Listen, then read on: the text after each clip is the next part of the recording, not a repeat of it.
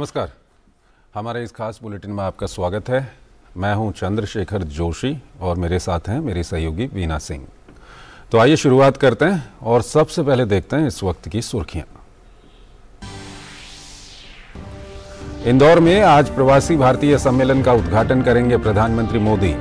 प्रवासी स्वतंत्रता सेनानियों की वीर गाथा पर पहली बार डिजिटल प्रवासी भारतीय दिवस प्रदर्शनी का भी उद्घाटन करेंगे पीएम।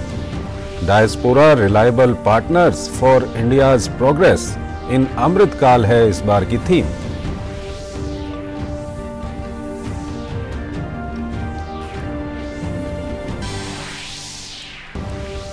जोशीमठ में जमीन धंसने के मामले में प्रधानमंत्री ने उत्तराखंड के मुख्यमंत्री से फोन पर ली पुनर्वास और सुरक्षा कार्यों की जानकारी।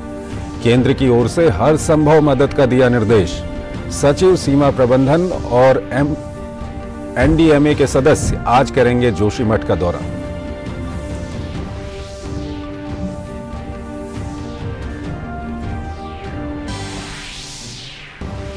वित्तीय समावेशन के लिए वैश्विक भागीदारी पर G20 समूह की आज से कोलकाता में शुरू होगी बैठक।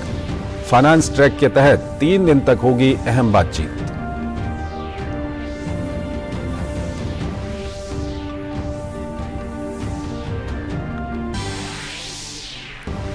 दिल्ली समेत उत्तर भारत के कई हिस्सों में कड़ाके की ठंड के साथ घने कोहरे ने बढ़ाई मुसीबत। सड़क, रेल और हवाई यातायात पर बुरा असर। अगले 2 दिन यही हालात रहने के आसार।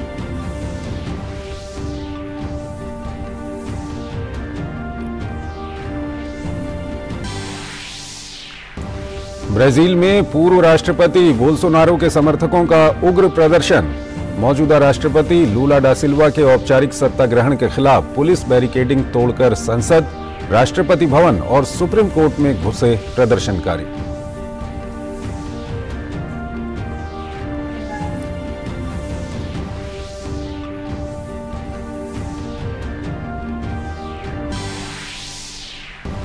और नोवाक जोकोविच ने जीता करियर का 92वां एकल खिताब।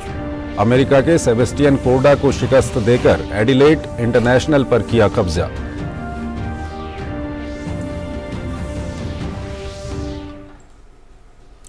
और आइए अब खबरों को विस्तार से देखते हैं। मध्य प्रदेश के इंदौर शहर में 17वां प्रवासी भारतीय सम्मेलन हो रहा है। इंदौर एक ऐसा शहर है जिसे भारत का सबसे स्वच्छ शहर होने का गौरव हासिल है। इंदौर में कल से 17वें प्रवासी भारतीय सम्मेलन की शुरुआत हो चुकी है और आज प्रधानमंत्री नरेंद्र मोदी इस सम्मेलन में शामिल हो रहे हैं। प्रधानमंत्री आज इस 17वें प्रवासी भारतीय सम्मेलन का औपचारिक उद्घाटन करेंगे।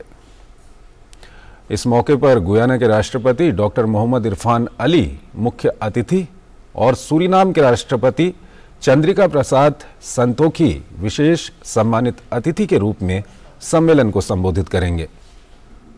आज एक स्मारक डाक टिकट सुरक्षित जाएं प्रशिक्षित जाएं भी जारी किया जाएगा। आजादी का अमृत महोत्सव के अवसर पर प्रवासी स्वतंत्रता सेनानियों के योगदान पर पहली बार एक डिजिटल प्रवासी भारतीय दिवस प्रदर्शनी का भी उद्घाटन प्रधानमंत्री करेंगे। G20 की भारत की वर्तमान अध्यक्षता के मद्देनजर एक विशेष टाउन हॉल भी आयोजित किया जाएगा। मंगलवार यानी 10 जनवरी को राष्ट्रपति द्रौपदी मुर्मू सम्मेलन के समापन सत्र की अध्यक्षता करेंगी और प्रवासी भारतीय सम्मान प्रदान करेंगी। कोविड महामारी के कारण देश में 4 साल बाद प्रवासी भारतीय सम्मेलन का आयोजन किया जा रहा है। सम्मेलन का मुख्य विषय है भारतवंशी अमृतकाल में भारत की प्रगति के विश्वसनीय भागीदार हैं, जिसमें 70 देशों के 3,500 से अधिक प्रवासी भारतीय शामिल हो रहे हैं।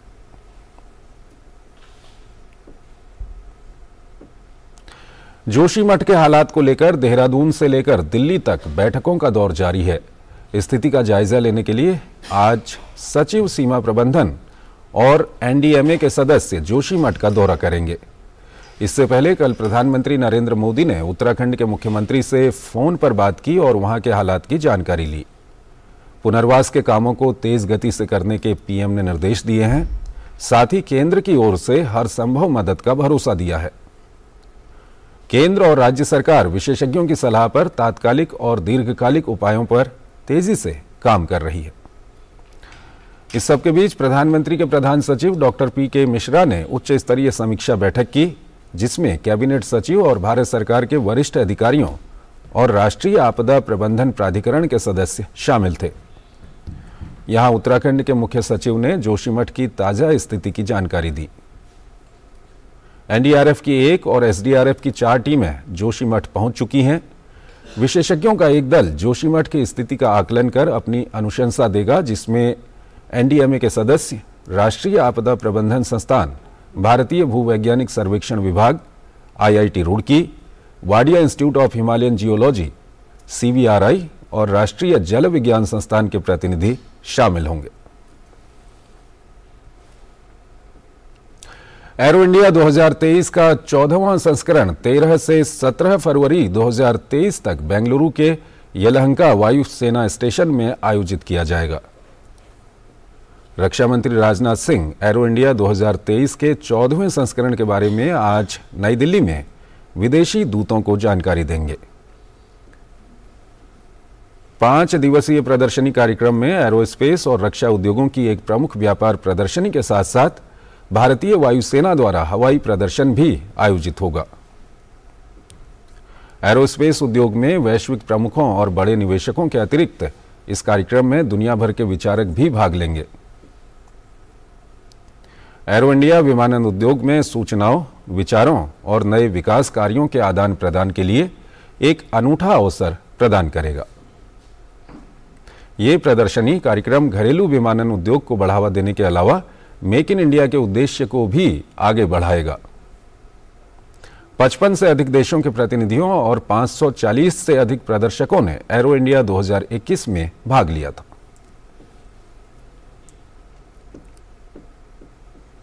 G20 प्रेसिडेंसी के तहत भारत में लगातार बैठकों का दौर चल रहा है।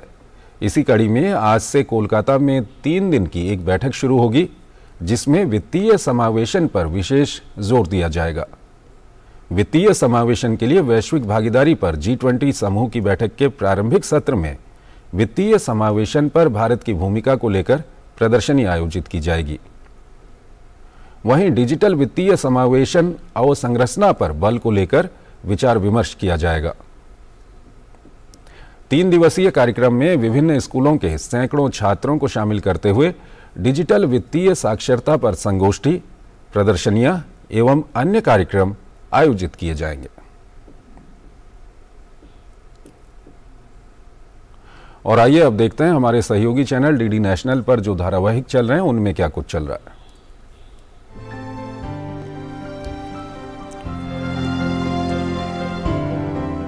नमस्कार, डीडी प्रीमियर्स में आपका स्वागत है।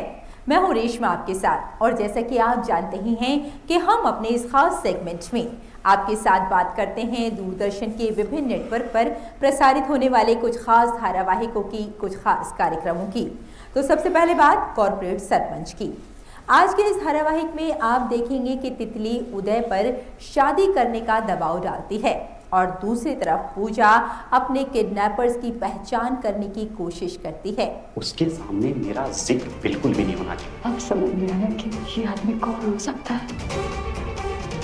क्या सचमुच पूजा पहचान पाई उसे? तू मुझसे शादी करेगा ना?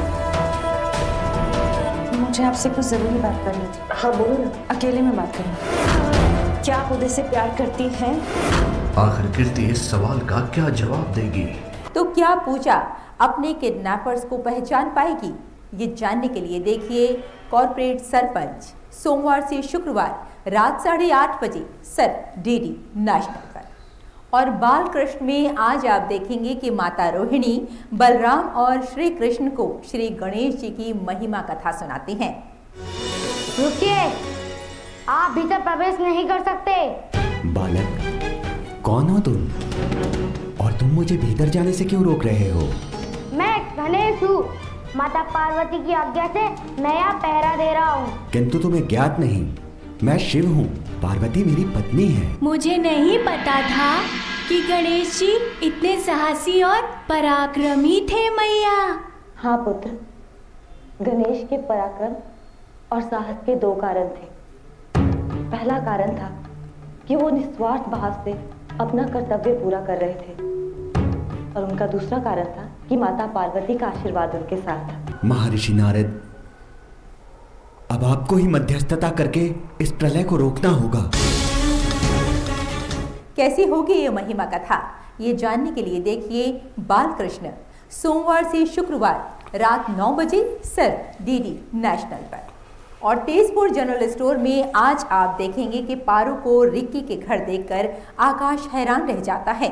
वो उससे इसकी वजह जानना चाहता है, लेकिन पारो सोने को बचाने की वजह से उसे कुछ नहीं बताती, जिसकी वजह से दोनों के बीच गलतफहमियां बढ़ती चली जाती हैं।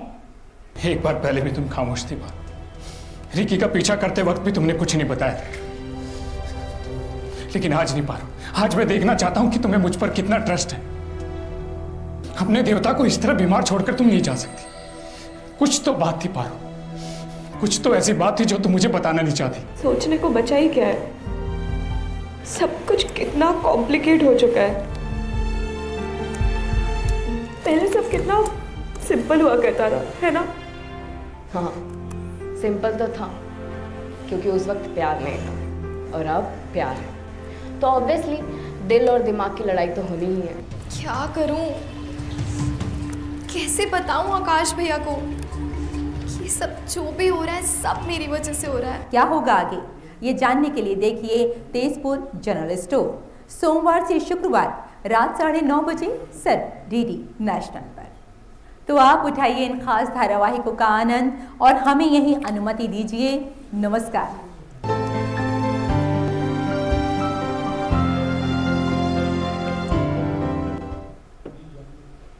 उत्तर भारत के कुछ भागों में कोहरे और शीतलहर का प्रकोप जारी है। पहाड़ी इलाकों में बर्फबारी ने जहां मुश्किलें बढ़ा दी हैं, तो उत्तरी मैदानी इलाकों में कोहरे और शीतलहर से आम जनजीवन खासा प्रभावित हो रहा है।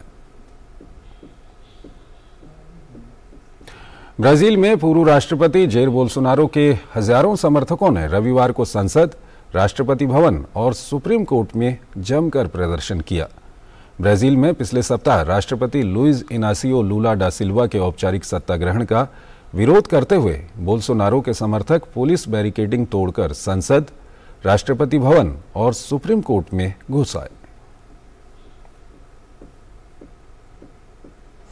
सर्बिया के टेनिस खिलाड़ी नोवाक जोकोविच ने शानदार प्रदर्शन करते हुए अमेरिका के गैर वरीयता प्राप्त खिलाड़ी सेबेस्टियन कोर्डा को 6-7, 7-6, 6-4 से हराकर एडिलेड इंटरनेशनल खिताब अपने नाम कर लिया। तो इस बुलेटिन में फिलहाल इतना ही। आप बने रहिए डीडी न्यूज़ के साथ। नमस्कार।